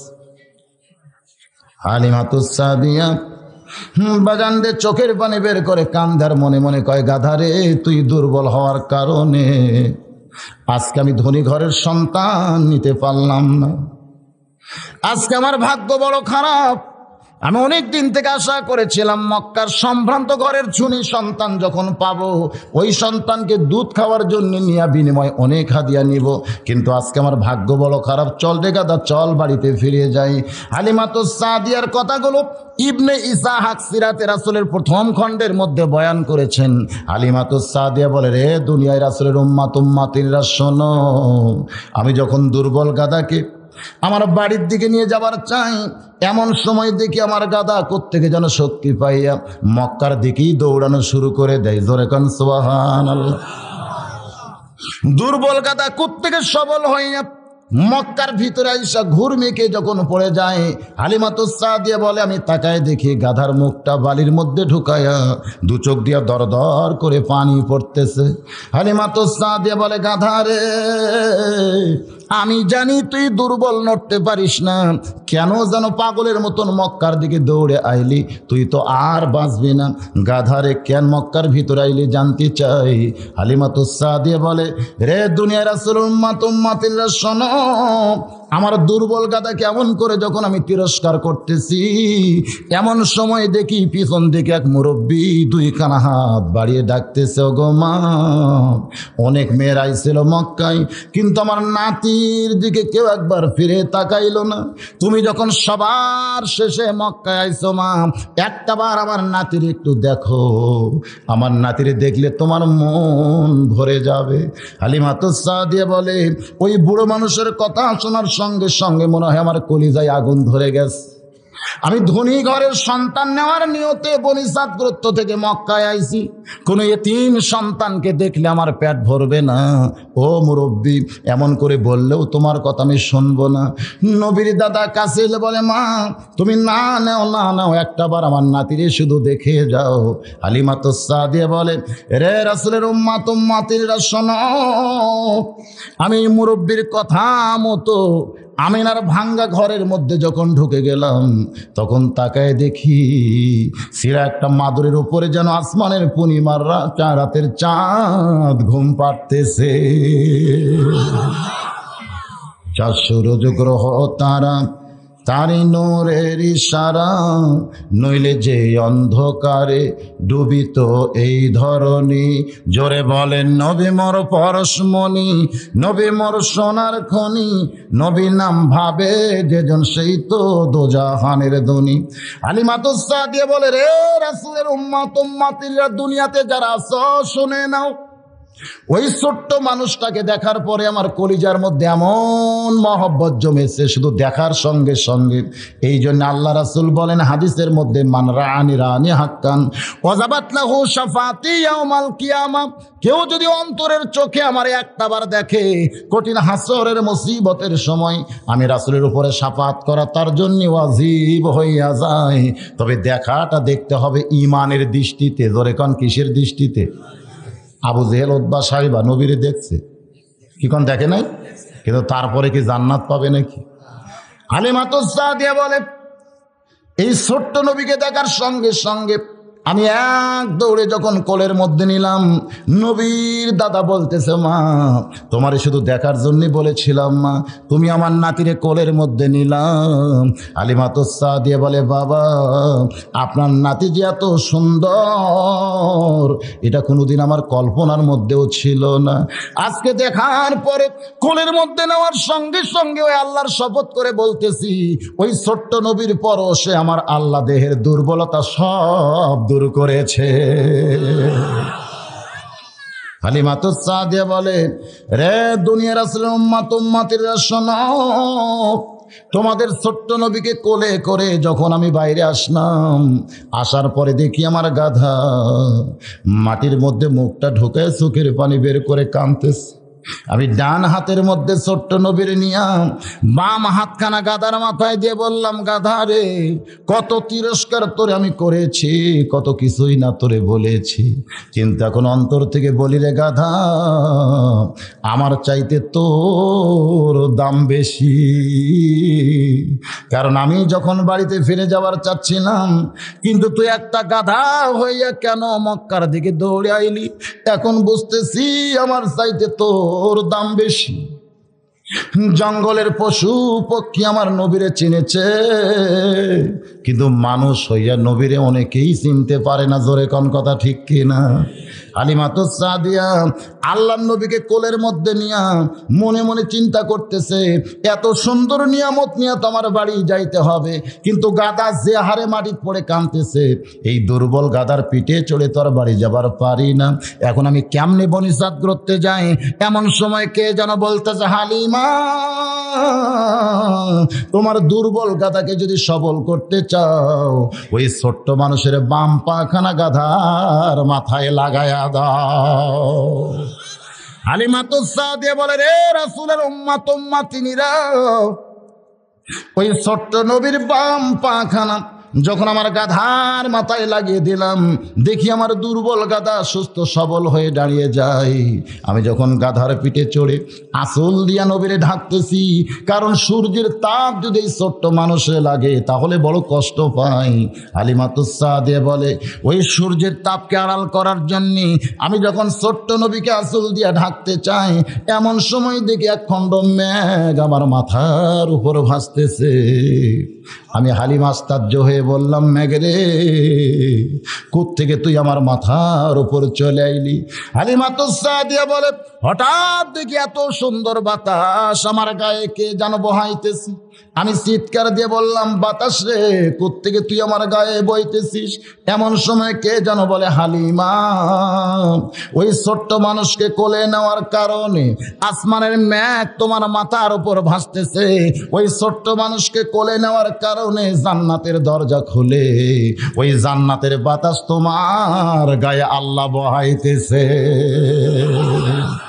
বলে, রে নবীর উম্মত উম্মাতিরা শোনো, ওই ছোট্ট নবীকে কোলে নেওয়ার কারণে আল্লাহ যদি জান্নাতের দরজা খুলে আমার দেহে বাতাস বহায়া দেয়, ওই ছোট্ট নবীকে মহব্বত করার কারণে আসমানের মেঘ যদি আমার মাথার উপর ভাসতে থাকে, ওই নবীকে তোমাদের আদর্শ হিসাবে যদি কবুল করে নাও, দুনিয়াতেও শান্তি, আখিরাতেও তোমরা জান্নাতি হবে। এটা ইবনে ইসহাকের সিরাতে রাসূল থেকে আমি শুনাইলাম। কিন্তু আল্লাহ কি বলেছেন কোরআনে? লাকাদ কানা লাকুম ফি রাসূলিল্লাহি উসওয়াতুন হাসানাহ। জোরে কোন সুবহানাল্লাহ। সফলতা যদি অর্জন করতে চাও, দুনিয়ার সমস্ত নেতার আদর্শকে বাদ দিয়া একমাত্র মুহাম্মদ রাসূলুল্লাহকে তোমাদের আদর্শের নেতা মেনে নাও। এ কথা কার? আরো জোরে বলেন কার? তাহলে দুনিয়ার কোন নেতার নেতৃত্ব মানা যাবে? একমাত্র কার নেতৃত্ব মানতে হবে? রাসূলের। এই জন্য একটা স্লোগান দেওয়া লাগবে। পারবেন না ভাই? আমি যখন বলবো আমার নেতা তোমার নেতা, সবাই জবান খুলে বলবেন, বিশ্ব নবী মোস্তফা। আমার নেতা তোমার নেতা। আমার সামনে কি 200-300 লোক আছে? এতগুলো পুরুষ মানুষের স্লোগানের সাইজ এরকম? এখানে রহমতের ফেরেশতা আছে না নাই? জোরে কোন আছে না নাই? এই ফেরেশতা মাহফিল শেষ হলে আল্লাহর কাছে গিয়ে বলবে, আল্লাহ, 1400 বছর পরে চাকলবার মাহফিলে তোমার বান্দারা তোমার দোস্তকে শ্রেষ্ঠ নেতার স্বীকৃতি দান করেছে। আমার আল্লাহ বলবেন, ফেরেশতারা রে, তোমরা সাক্ষী থাকো, আমার দোস্তকে যারা শ্রেষ্ঠ নেতার স্বীকৃতি দিল, আমি তাদের নামগুলো জান্নাতের খাতায় লিখে নিলাম। সুবহানাল্লাহ। যত জোরে কইছেন তত জোরে স্লোগান দেন নাই। আল্লাহ কোরআনে বলেছেন, আমার নবীকে আমি সবার উপরে জায়গা করে দিয়েছি। জোরে কোন সুবহানাল্লাহ। তাহলে সেই নবীকে নেতা মানতে অন্তরে আপত্তি আছে? মাসটি হলো রবিউল আউয়াল মাস। আমি আপনাদের সামনে নবী সম্পর্কে আলোচনা করব। এই আলোচনা শুনতে গিয়ে একটু ঘুম ছাড়াইতে গেলে একটু স্লোগানও দেন, আবার আল্লাহও খুশি হবে, রাসূলও খুশি হবে। আমার নেতা তোমার নেতা। আলহামদুলিল্লাহ, এবার একটু হয়েছে সাইজ মতো। হালিমাতুস সাদিয়ার কাছ থেকে এক টানে আমি নিয়ে গেলাম আল্লাহর নবীর বয়স যখন 25 বছর। জোরে কোন কয় বছর? 25 বছরে নবী আমার একজন মেয়ে মানুষের রাখাল ছিলেন। সেই মেয়ে মানুষের নাম কি? মা খাদিজার দেশে রাখালিয়া বেশে নবী আমার বকরি চড়াইতেন। দেখিয়া নবীর মজেজা ধন্য বিবি খাদিজা জীবন যৌবন করলেন সমর্পণ। ওগো নবী, দয়ার নবী গো, আপনি নবী হলেন উম্মতের আপন। উম্মে আইমান দাসীকে সঙ্গে করে খাদিজাতুল কুবরা যখন বেলকুনিতে বসা, এমন সময় দেখতে পাই নবী আমার উট দুম্বা বকরি চড়াইতেছে। খাদিজাতুল কুবরা বলে, দাসী রে, এই রোদের ভিতরে যুবকটা উট দুম্বা বকরি চড়াই, কিন্তু আমি আশ্চর্য হয়ে যাই তার মাথার উপরে কেন একখণ্ড মেঘ দেখা যায়।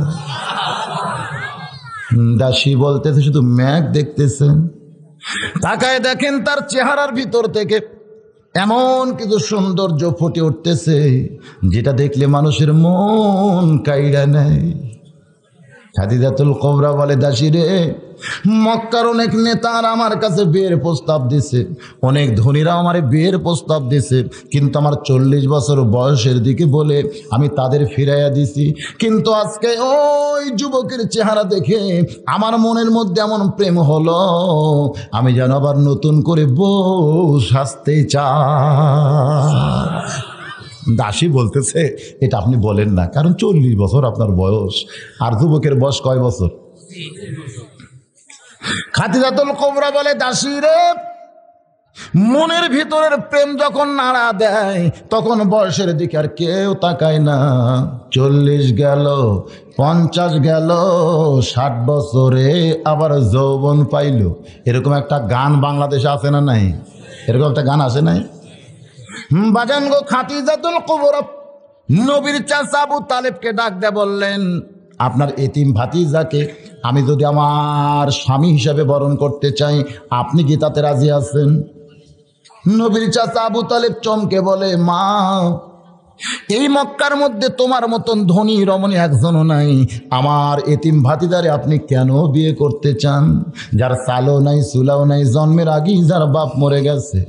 খাদিজাতুল কুবরা বলে, যদি আপনার ভাতিজা রাজি থাকে তাহলে আমার তরফ থেকে কোনো আপত্তি নাই। নবীর চাচা বলতে, আমার ভাস্তাকে কোনো জিজ্ঞাসা করার দরকার নাই, আমি তার অভিভাবক হিসাবে রাজি হয়ে গেলাম। ওই খাদিজার সঙ্গে আমার নবীর বিয়ে হলো। নবীর বয়স তখন 25, খাদিজার বয়স হইল তখন 40। মক্কার মধ্যে সবাই বলা বলি শুরু করলো, খাদিজা পাগলি হয়ে গেছে। এত ধনী হওয়ার পরে একটা অনাথ এতিম আব্দুল্লাহর এতিম পোলারে বিয়ে করছে, খাদিজার জ্ঞান হারিয়ে গেছে। এমন করে যখন মক্কার লোকেরা বলা বলি করতেছে, নবীর চাচা খাদিজার কাছে গিয়া বলে, মা, আমার এতিম ভাস্তারে আপনি বিয়ে করলেন, কিন্তু জনগণ সমালোচনা করতেছে।